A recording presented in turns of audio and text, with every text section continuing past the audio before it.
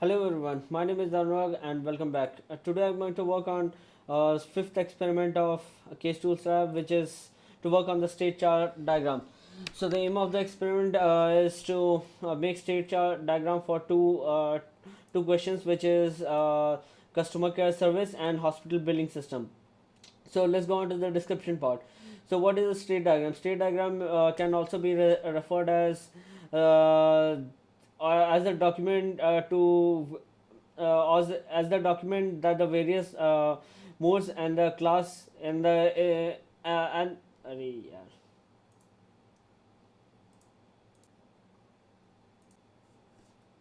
Hello everyone, my name is Anurag and this is the fifth experiment of Case Tools Lab. The aim of the experiment is to draw state chart diagram for to draw state chart diagrams for customer care service and hospital billing system. Let's go on to the description part. What is a state chart diagram? So it's basically a description or documentation of a set of events that cause the state transition from the beginning to its end. That means during its entire lifetime. So what will the procedure it is? Before the procedure, we need to know that uh, which uh, which of the objects have to be analyzed, and which are the states present in the diagram, and which all events are present in the diagram. Okay, let's move on to in the details. So what is the state notation? State notation marks a node of an entity, and it is denoted by this symbol. And the transition marks the changing of the object state caused it which is usually caused by an event. So what is the initial state? Initial state is just a solid circle, as you can see here. And is state will be placed in the very beginning of the state. The final state will is represented like this, and this will be and it marks the destruction of the objects to whose state we are modeling. This would be placed towards the very end of the diagram. Let's go to the scenario of the application. State chart diagram is to be prepared for customer care service and hospital billing system to understand its working flow and system involving the different stages that are to be performed to work on the system. Okay, let's move on to the working part. So the first one is customer care. So initially we have defined uh, as initially we have defined a composite state whose entry is receive order receive, and which do complain opted back, and exit when it is the delivery of order. So this will not be the starting point. Starting point is here. And after the organization, what happens that yeah, it gives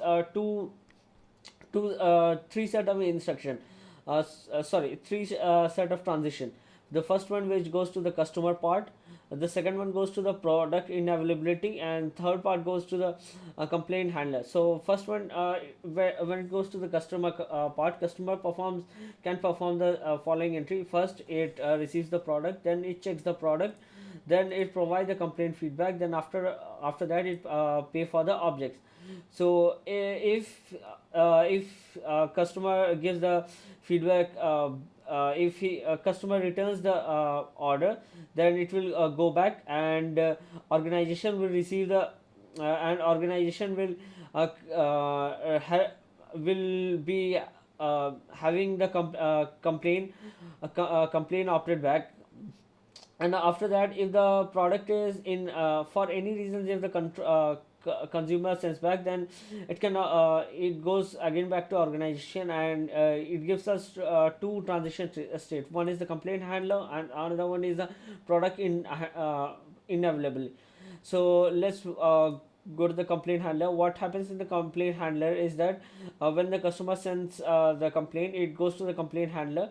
Then after that, it performs a fork operation, which is divided in three parts. The first one is on complaint based on the make. The second one is the complaint based on the delivery, and the third one is complaint based on the package. So if all the complaints are any of the complaints are fulfilled, then after that it goes to the end state, that is the final state. Then the second part, we were talking about the product unavailable. If we will check in the repository that if the product is available or not. If the product is not available, it will go to the product unavailable state, and then it will go to the final state.